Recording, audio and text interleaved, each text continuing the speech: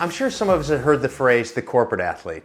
Well, for those that haven't, it's really the recreational athlete. So when you hear the recreational athlete, what does that mean? It means most people are recreational athletes. They're working out to feel better, to feel fitter, to feel stronger, to get healthier. And every recreational athlete always looks to the professional athlete and they go, isn't that person really fit? Can't they run faster? Can't they jump higher? Can't they kick that ball better? Can't they throw that basketball in the net better? Well, there's two different modus operandis. The recreational athlete's definition of fitness is to get the highest resistance to illness and injury and the highest amount of energy. And when you maximize that, you look your best. So that's what we're trying to do as recreational athletes. We're trying to be healthier, and if we're as healthy as we can be, we'll look better. We'll look trimmer. We'll look in better shape. We'll be more sexually appealing to the opposite sex. With the professional athlete, what we're trying to do here is to win a game. They're trying to win the tennis game. They're trying to win the basketball game. They're trying to be the best footballer, or as they say in the States, soccer player you can be. Does that produce healthy results? Not really.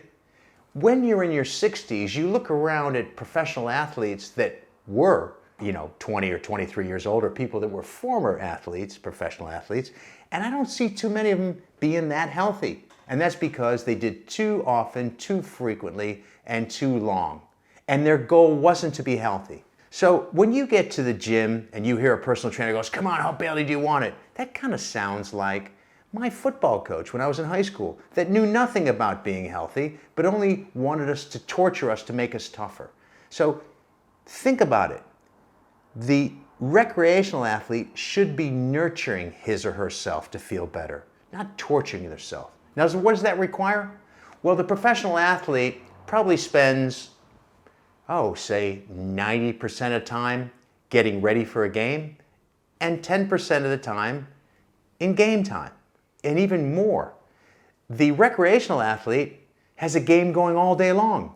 They're either a house person, or they're a business person, or they're a student, but they hardly ever do the same preparation for their games, whatever their games are, as the professional athlete does. They just go to the gym and they cane themselves, and they do those HIIT classes and that cross training. That isn't nurturing yourself. If you really want to stay in shape as a recreational athlete, which most of us are, you got to be very mindful of how you train. You got to understand that it's not just the training that you have to recover from, it's your life.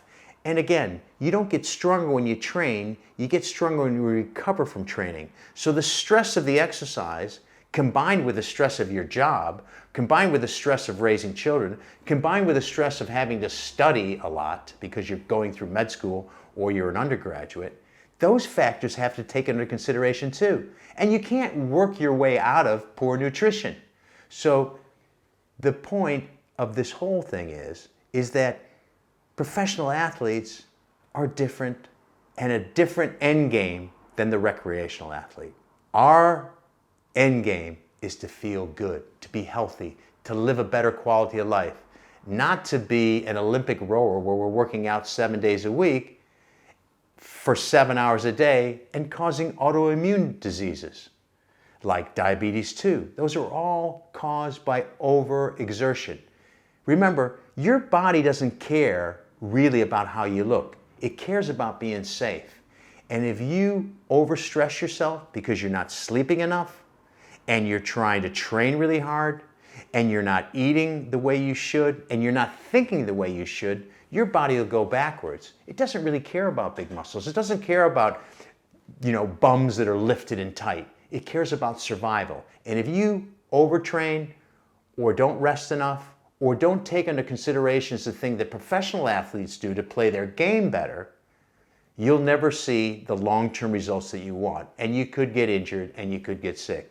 So mindful training, knowing when to push, knowing when to rest, is the way to go. Not like torturing yourself.